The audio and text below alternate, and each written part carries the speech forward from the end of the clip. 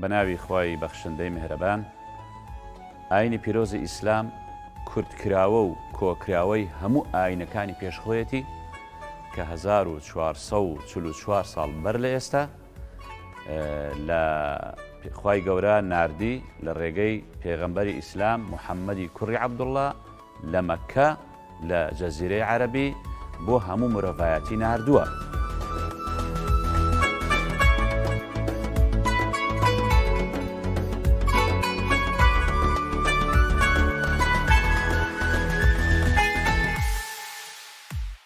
ئاینی پیرۆزی ئیسلام زۆر گرنگی بە ژینگە داوە، چونکە پاراستنی ژینگەی ژیان پێویستە لەسەر هەمومان. لە کاتێکدا کە ژینگە مەبەست پێ ئاو هەوا و خاکە، ئاینی پیرۆزی ئیسلام زۆر گرنگی پێداوە بە جۆرێک فەرموویەتی ئەتطهور و شەطر الئیمان،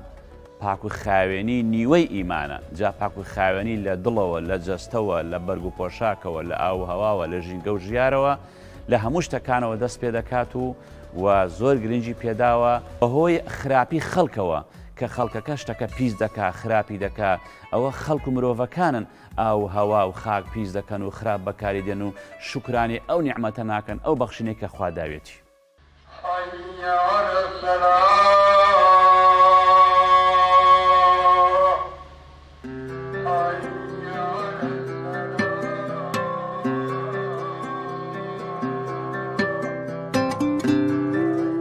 ژینگە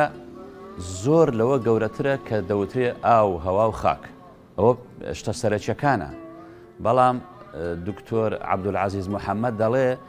ژینگە لە تعریفەکەیە لا تعني شيئا، مەبەست شتێک نییە، لأنها تعني كل شيء، لەبەر ئەوەی هەموو شتێکە ژینگە. چونکە ئێمە دەڵێن ژینگەی ژیان، ژینگەی ژیان، ژینگەی خواردنمان، ژینگەی خەوتنمان، ژینگەی کۆڕ و مەجلیسمان، ژینگەی بەر و بازارمان، ژینگەی زانستمان،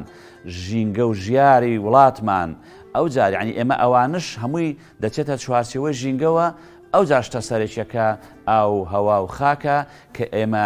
بەبێ ئەوە ناژین. بەداخەوە ئێستا خەڵکانێک کە دژایەتی ئەو شتە سەرەکیانە دەکەن لە کاتێکدا ئێمە هەمومان بەبێ ئاو، بەبێ هەوا و بەبێ خاک ناژین و شتی سەرەکیمانە. بۆیە کە دەڵێ ژینگە واتە هەموو ژیانی مرۆڤەکان.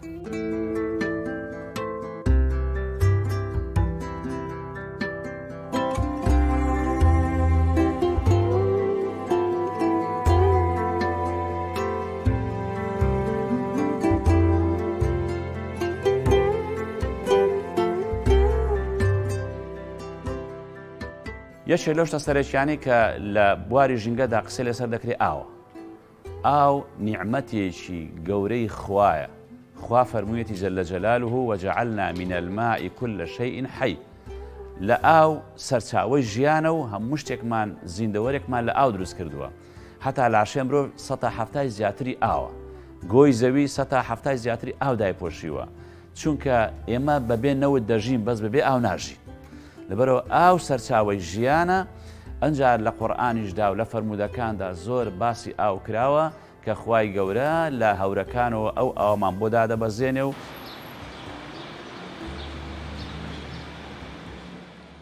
ئاوی ژێرزەوی، ئاوی سەرزەوی، هەموو ئەوانە دەیان ئايات و فەرموودەی لەسەرە. ئەوەی کە ئێمە مەبەستمانە لێرەدا باسی بکەین ئەوەیە کەوا چۆن ئەو ئاوا بپارێزین، چۆن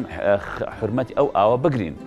لە ئیسلامدا ئەوەندە ئاو ڕێزی لێگیراوە چونکە دیاری خوایە، بەڵام خەڵکێکەیە ناشکورە بەداخەوە قەدری نازانێ. تو ئەگەر کۆشکەکەیشت چەندە گەورە و بێت، ئەگەر ئاویتیان بێت ناتوانیت یا بژی. لەبەرەوە پێغەمبەری خوا صلی الله عليه وسلم لە فەرموودەیەکە فەرموویەتی اتقوا ملاعن الثلاث، خۆتان بپارێزن لەو سێ شوێنەی کە دەبێتە هۆی نەفرەت لێکردنتان. البراز في الموارد وقارعة الطريق والظل. دەفەرمێ پیسایی مەکەنە ناو ئاوە و هەروەها پیساییش لەسەر ڕێگە و لە قەراغی ڕێگە مەکەن و هەروەها لە ژێر سێبەری دارەکانیشدا مەیکەن.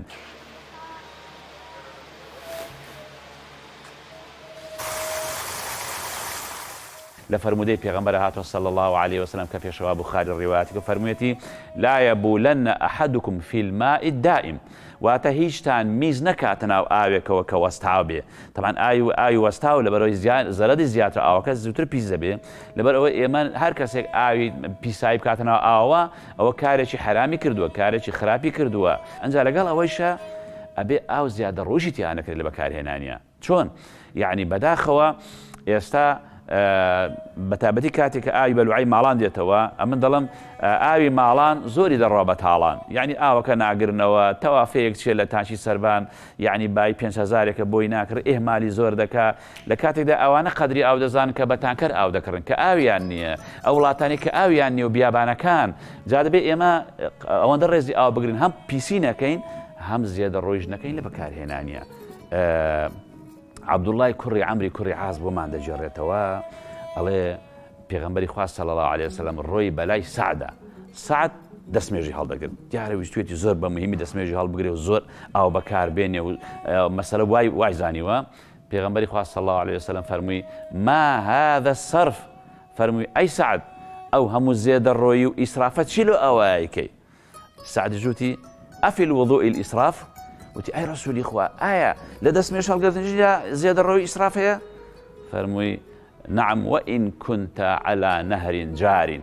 ئەگەر لە سەرڕووبارێکیش بیت نابێ زێدەڕۆیی لە بەکارهێنانی ئاودا بکەی با بۆ دەستمێژش بێ کە بۆ شتێکی زۆر پیرۆز و گەورەیە کە نوێژکردنە لەبەر ئەوە حتا دەستمێژ ئەگەر یەک جار واجبە دەست و دەم و چاو تەڕکەی 3,000ەکەش سونەتە ئەگەر و بە 4 گوناهبار دەبی یعنی زیادەڕۆیی کردووە یعنی خێرت ناگاتێ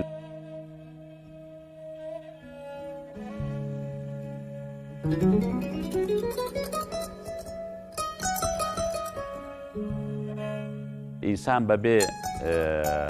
بەبێ هەوا ناژیە بەبێ هەوا ناژیە و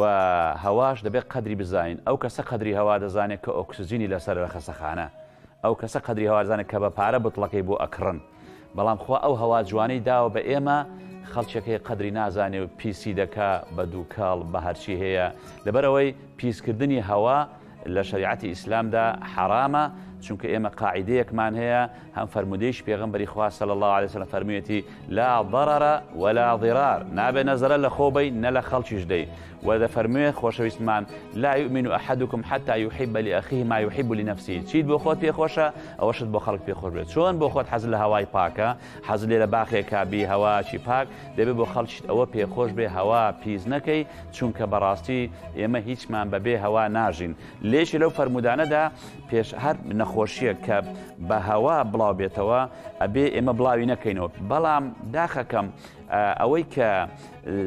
دوژمنی سەرەکی ژینگە و هەوا چێن شەڕی سەربازی زلهێزەکانە و بۆ هەروەها کارگە و تەکنۆلۆژیای زلهێزەکانە بە تایبەتی ئەمریکا و رووسیا و سین و یابان چونکە نەتیجەی ئەو تەکنۆلۆژیای و ئەو کارگەی ئەوان هەیەە دووکەڵ و ژینگە هەوا پیس دەکا و هەروەها ئەم هەموو سیارە ئەم هەموو شتانەی کە هەیە بۆیە بەڕاستی زۆر تاوانبارن ئەوانەی کەوە هەوا پیس دەکەن و خەڵکی تووشی نەخۆشی دەکەن ئەم هەموو نەخۆشیە کە بڵاو بۆتەوە بەهۆی تەلەوث و پیسبوونی هەوا ژینگەیە.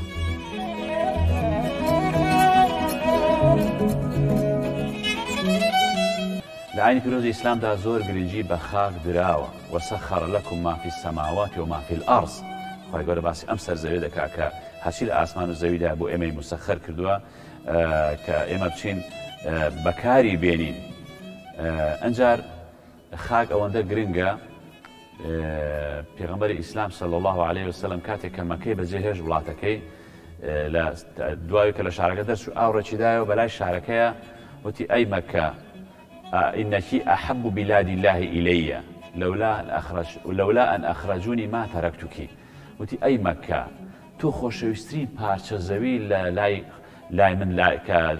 ئەگەر دەریان نەکردبام ناچاریان نەکردبام قەت جێم نەدەهێشتی چونکە خاک ئەوەیەکەوە ئێمە لەسەری دەژین و بەشێکی سەرەکیە لە ژینگە و ژیانی ئێمە خوا دەفەرموێ منها خەلەقناکم وفيها نعيدكم ومنها نخرجكم تارة أخرى لەو خاکە ئێمە ئێوەمان دروست کردووە و لەو خاکەش دەتانجێڕینەوە جارێشە لەو خاکە زیندوتان دەکەینەوە ئێمە کەوا بێ بۆ خۆمان لە ڕاستیدا چی جێخۆڵ و ئێسکەرزی وین و لە خاک دروست بووین هەر لە باوکە ئادەمەوە کە لە خاک دروستوە بۆ خۆشمان کە لە نوتفەی دایک و باوکمان دروست بووین نوتفەش لە خواردن دروست بێ خواردنش هەموو سەرچاوەکەی خاکە بۆیە پاراستنی خاک پاکڕاگرتنی خاک ئەمە ئەرکێکی ئاینیە و بەرگریکردن لە خاک و خەڵک و وڵات بە هەمان شێوە کە ئەو خاکەی تۆ لەسەری دەژی چەندین شەهیدی لەسەر دراوە قوربانی لەسەر دراوە ئێمەش خاچی ئێمە خاچی کوردستان کە بە زۆرە لە زۆرەکان لە قورئاندا ئاماژەی بۆ کراوە کە نوح پێغەمبەر فەرمووی خوایە ئەنزلنی منزەلەن مبارەکەن خاچی کوردستان کە خاکێکی پیرۆزە پاراستنی خاک لە چەند بوارێکەوە دەبێت هەم لە بواری ئەوەی بەرگری لێ بکەین لە دوژمنان و بەداخەوە کە خەڵکانێک ئێستا خاک دەفرۆشن و خیانەتی لێ دەکەن لەبەر ئەوەی لە خوا ناتشتن بڕۆیان بەدین نییە لە لایشکەشەوە پاک و خاوێن ڕاگرتنی مەسەرەن ئەم هەموو خۆڵ و خاشاک و شتە پیسانەیەکەوە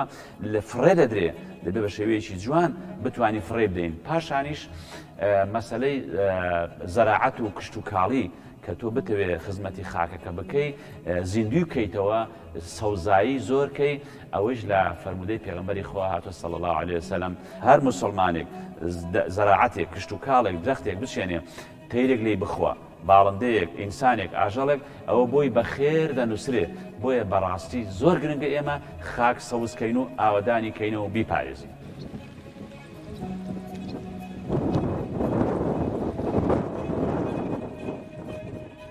بە جۆرێک گرنگی بە سەوزاییکردن دراوە کە تەنانەت لە حاڵەتی شەڕەکانیشدا پێغەمبەری خوا صلی الله علیه و سلم کە سوپای دەنات پێشەوە ئەبوبەکرش بە هەمان شێوە دەفەرموو بەڕێکەوەن بە ناوی خوا لا تقتلوا شيخا فانيا ولا امرأة ولا طفلا بژن مەکوژن پیر مەکوژن مناڵ مەکوژن کۆمەڵشتی ئاوە کە لە شەڕەکاندا کۆمەڵی یاسا نامێنێ اینجا فەرمووی لا تقطعوا نخلا ولا شجرة دەفەرمووی دار خورما مەبڕن هیچ دارێک مەبڕن چونکە ئەوانە خزمەت بە ژینگەی مرۆڤاتی دەکەن.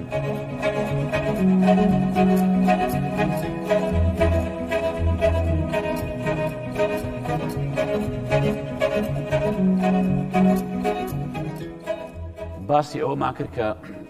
پاراستنی خاک و وڵات زۆر گرنگە لە ئیسلامدا و لە ڕێگەی ئەوەشەوە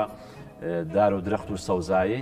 و ئیسلام ئەوەندە گرنگی بە دار و درەخت و سەوزایی داوە تەنانەت سوورەتێک بە ناوی سوورەتی زەیتونە و لە قورئاندا زۆر باسی دارخورما کراوە و هەروەها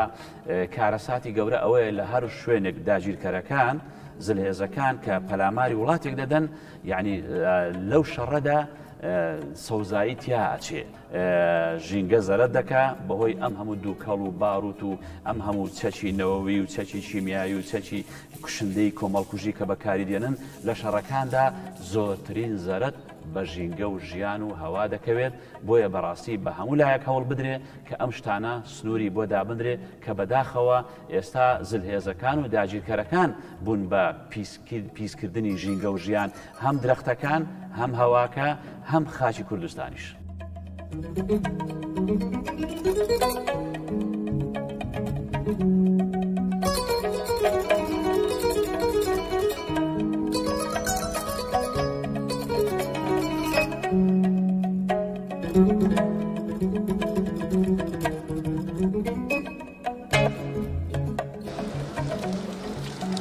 یەکێک لە ڕەگەزەکانی ژینگە و ژیان هەبوونی ئاژەڵان و زیندەوەران و باڵندەکان. طبعاً ژیان پێویستی بە هەر هەموویەتی هەمووشی خوای گەورە کە دروستی کردو خوای گەورە حەکیمە و ئەوانی کە دروست کردووە ژیان پێویستی بە هەر هەموویەتی بە هەر هەمویان هاوسەنجی ڕادەگرن. ئەنجا لە شەریعەتی ئیسلامدا ئەبێ ڕێز لەوانە بژیرێ تەنانەت پێغەمبەری خوا صلی الله علیه و سلم ئاژەڵ گوێدرێژێکی بینی داخرا بوو فەرمی ئەوە چێ داخی کردووە حرامە و نابێ سوکاتی بە ئاژەڵ بکرێ یان ئاژەڵ بڵێن لە کار لە هەندێک حاڵدا بخەسێنرێ و هەر ئاژەڵێک لە شریعەتی ئیسلامدا هەر ئاژەڵێک کە زیانی بۆ مرۆڤەکان نەبێت نابێ بکوژرێ کە زیانی بۆ مرۆڤەکان نەبێت نابێ بکوژرێ لەبەرەوە ئێمە ئەو ئاژەڵانە سوودیان لێ دەبینین جا بۆ نمونە وەکو نمونەیەک بۆ ژینگە و ژیان و بەرنامەی ژینگە پارێزی عەبدوڵڵای کوڕی عەمری کوڕی عاس ئەفەرمێ جارێکیان ئێمە کۆمەڵێک ئەسحاب بووین لە خزمەت پێغەمبەر ئاڕۆژین صلی الله علیه وسلم دیارە خەڵەباڵغ بووە دوو لە هاوڵان بەچکە چۆلەکەیەک حومرا وەکو چۆلەکە وایە بەسکردو بەسکەکەیان گرتبوو جوان بووە دایکەکە لەسەر سەری هاوڵان چۆلەکە دەیجریوان و ئەمانە ئێمەش کات خو بە مناڵیوانەمان کردووە بەسکەکەمان دەگرت و چۆلەکەکە خەریب و شێت بێت چونکە ئێستا مناڵەکەی من بەرن چەند ناخۆشە ئەوش بە هەمان شێوە پێغەمبەری خوا صلی الله علیه و سلم فەرمووی من فجع هذه بولدها ئەوە چی ئەو دایکە ناڕەحەت کردو بۆ هۆی مناڵەکەیەوە سەجێک لە بیابانێکا بووە ئاو نەبووە پیاوەکە چۆتە بیرەکە و چۆتە خوارێ بیری و کاتی دیارە باین بە پاس هەڵکەندراوە کەسێری کە سەگەکەش هاتە دەوری داوە لە تاوی تینوێتی خۆی زمانی دەرناوتی دێڵی ئەم سەگەش حاڵی حاڵی منوە بە پێڵاوەکە تۆزی ئای بۆ هێنا و زمانی تەڕ کرد و ئاوی داواتی بۆ چۆ بەهەشت یعنی ئەو پەڕی ڕێزە بۆ ئاژەڵان لە ئاینی پیرۆزی ئیسلام دەبوو.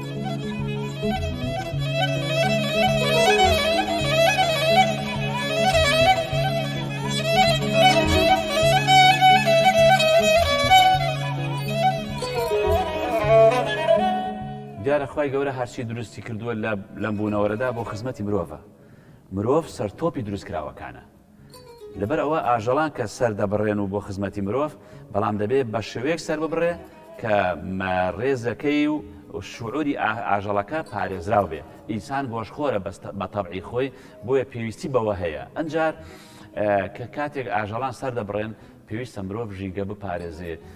پاشەرۆی و پاشماوەی ئاژەڵەکە لەسەر ڕێگەوبان فڕێنەدا هەوا پیس نەکە ژینگە پیس نەکە بۆن و بەرامەی پیس بڵاو نەکاتەوە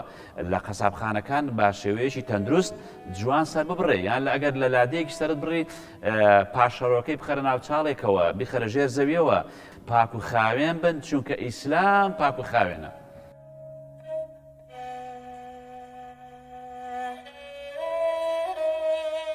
سەبارەت بۆش کە مرۆڤ سەرتۆپی دروستکراوەکانە و هەرچی دروستکراوە بۆ خزمەتی مرۆڤە بە حکمی ئەوەی مرۆڤ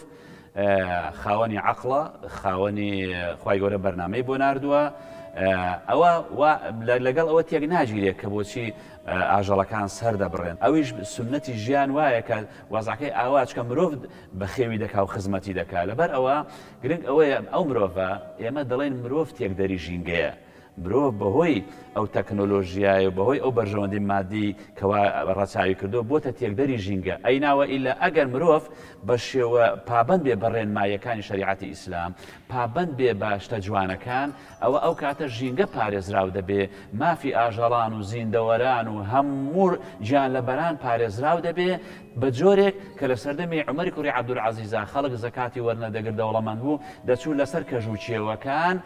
خواردنیان بۆ ئاژەڵەکان دەبێت.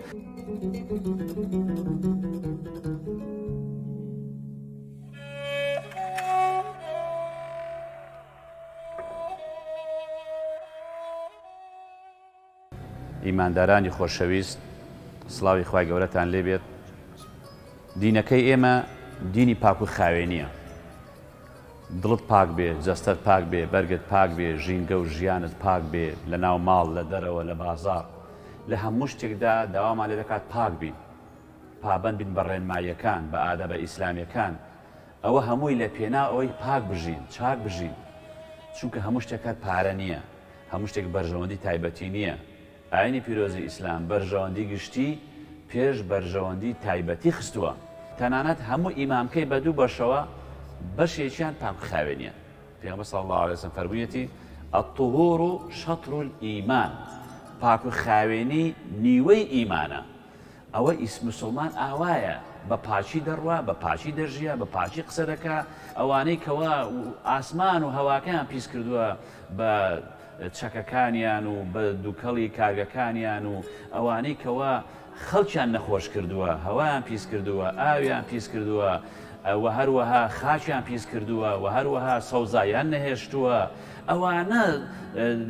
دوژمنی سەرەکی ژینگەن تۆ هەرچەندە پارەت زۆر بێ ئەگەر هەوای پیست هەڵمژی و تووشی سەرەتانبووی بە چی دەچی بۆیە دینەکەمان زۆر داوامان لێ دەکات کە پابند بین بە پاک و خاوێنیەوە و تا خوای گەورە لە قورئاندا فەرموویەتی ظهر الفساد في البر والبحر بما كسبت أيدي الناس فساد و خراپە پەیدا بوو زۆر بوو بەهۆی ئەنجامی کاری خەڵکەوەیە خەڵک ژینگە خراپ بەکاردێنێ خەڵک ژینگە پیس دەکات لەبەرەوەی پابەندیە بە دینەوە بەرەوەی پابەندیە بە ئادابەکانەوە کانیەوە ئاوەکان پیس دەکات ئاو بە فیڕۆ دەدا دارەکان دەبڕێتەوە باخەکان دەسووتێنێ دارستانەکان دەسووتێنێ بە چەکە کۆکوژ و چەکە چیمیاییەکان هەوا و پیس دەکات خەڵک قڕان دەکات چونکە ئەوانە لەخوا ناترسن ئەگەر بەڕاستی ئێمە لەخوا بترسین دینی ئێمە دینی پاک و خاوێنی دینی چاکەیە بۆیە ئێمە لە هەر کەسە لەبەر خۆیەوە هەمووان بەرپرسیارین كلكم راع وكلكم مسؤول عن رعيته ئێمە هەمووان بەرپرسیارین با ئێمە لە ئاستی خۆمانەوە هەر یەکەمان بەردەرگای خۆمان پاکەینەوە کۆڵانەکانمان پاکەینەوە نەیکەین بە زەبەڵدان ژینگەی خۆمان پاکەینەوە گرنگی بدەین بەدار و درەخت ئەڵێ خەمی مردنت نەبێ چونکە مردن بەدەست تۆ نییە بەڵام خەمی ژیان بخۆ چونکە ژیان بەدەست خۆتە دەتوانی بە پیسی بژی دەتوانی بە پاچی بژی دەتوانی بە چاچی بژی دەتوانی بە خراپی بژی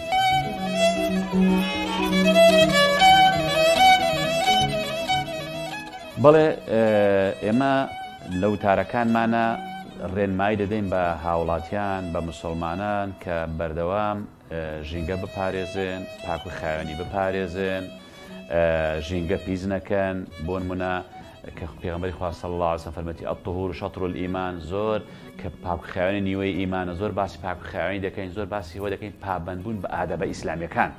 مثلا ئادابی خواردن و خەوتن و ئادابی سارە لێخوڕین و ئادابی گەشت و سەیران و ئادابی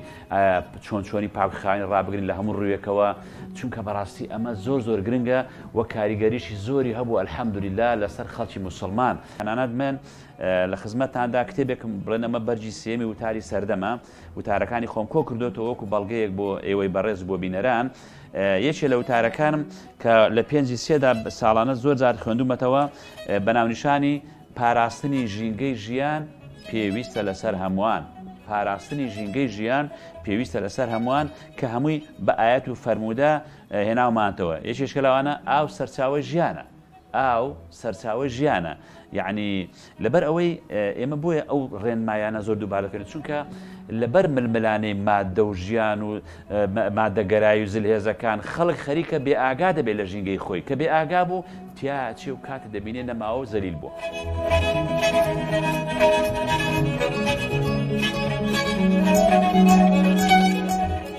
پەیامیشم بۆ هەموو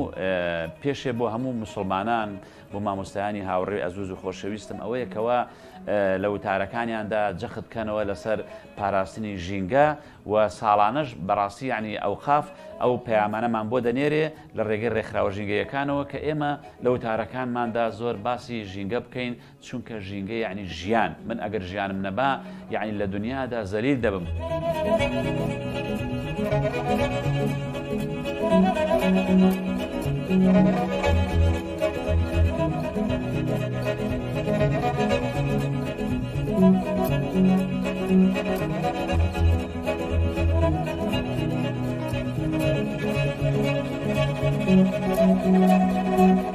ئینسانی مسلمان هەست بە چاودێری خوای گەورەکە شتێکی پێبێ فڕێنەیە بەڵام ئەو خەڵکانی تر کە هەست بە چاودێری خەڵک ناکەن لەوانی هەندێک شتیان پێبێ فڕێ بن گوێنەیەنێ بەڵام ئینسانی مسلمان لەوە جیاکرێتەوە کە فەرقی هەیە لەگەڵ خەڵکی ترا هەست بە چاودێری خوای گەورەکە کەسی لێ نەبێ هیچ کەسێکی لێ نەبێ ئەو کەسە پاک و خاوێنی ڕاگرێت یا هەندێشت هەیە نایکات لەبەرچی لەبەر خوای گەورە کە هەست بە چاودێری خوای گەورەکە بەڵێ ئاینی ئیسلام کاریگەری هەبووە لەسەر من بەتاک وەروە لەسەر گشتیش هەیەی چونکە هەر لە ئاەتی قورآنە خوای گەورە فەرمێ وەثیابەکە فەطەهیر یعنی جلەکاتان پاک ڕاگرن بێژگە لەوەی کە وەکو مامۆستا باسی کرد کە ئەڵێ دڵ و دەروونتان پاک ڕاگرن و هەروە ئەفەرمێ لە دیوی خارجیەوە وەثیابەکە فەطەهیر و هەروە نوێژێکی کە لە پاک و خاوێنی کە کاریگەری هەیە لەسەر تاکتاکی مسلمان کە ڕۆژانە 5 فەرز دەم و چاوی شووە دەستی شووە و هەروە واشی لێکە کە ئاوەکان پیس نەکە ڕووبارەکان پڕ نەکاتەوە.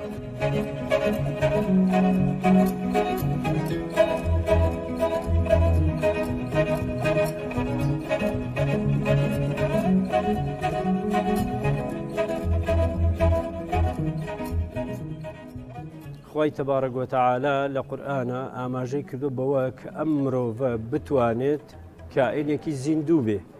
زیندوو بێ بەواتای ئەوە گۆڕانکاری لە خودی مرۆڤەکانە بکە بۆ پاکی بۆ دروستی بۆ ڕاستی و بۆ پاکردنەوە لە خودی ناخی مرۆڤەکان خۆیاندا اینجا بۆ دەوروبەری ڕنگ بداتەوە. ئەمە گرنگی ئاینی پیرۆزی ئیسلامە کە باسی تەسکیە باسی تەطهیر باسی پاکردنەوەی مرۆڤەکانەکە لە ناخیانە لە پۆشاک و سیمایاندا اینجا ئەمە شۆڕە بێتەوە بۆ ناو کۆمەلگا بۆ ناو وڵات بۆ ناو دانیشتوانەکان. بەتاکید بەناوی خۆی بەخشنەوە میهرەبان سڵاو و سەلام بەرز بە ژیانی پێغەمبەری خوا صلی الله علیه وسلم. بەڵێ ژینگە پارێزیەوە فەرمانی دینەکەمانە وەیە کە خۆی گەورە فەرموویەتی وەثیابەکە فەطەهیر جا ئەم پاکوخانی زاهیری بێ کە لەشمان پاک بێت وەجلەکان پاکی نەوانێ یان پاکوخانی باتینی بێ کە لە دڵمانە و دڵمان پاک بێت. و پێغەمبەری خوا صلی الله علیه وسلم فەرمێت ئینسان 360 جونگەی هەیە و بۆیە بێ هەموو ڕۆژێک لەو 360 جونگەیە چاکە بکات. پیامبەری خوا صلی الله ئەو 360 جونگەیە چۆن ئێمە هەموو ڕۆژێ 360 چاکە بکەین فەرمووی مزگەوتەکان پاکەنەوانێ ئەگەر ئەوەش نەتوانی ڕێگەکان پاکەنەوانێ.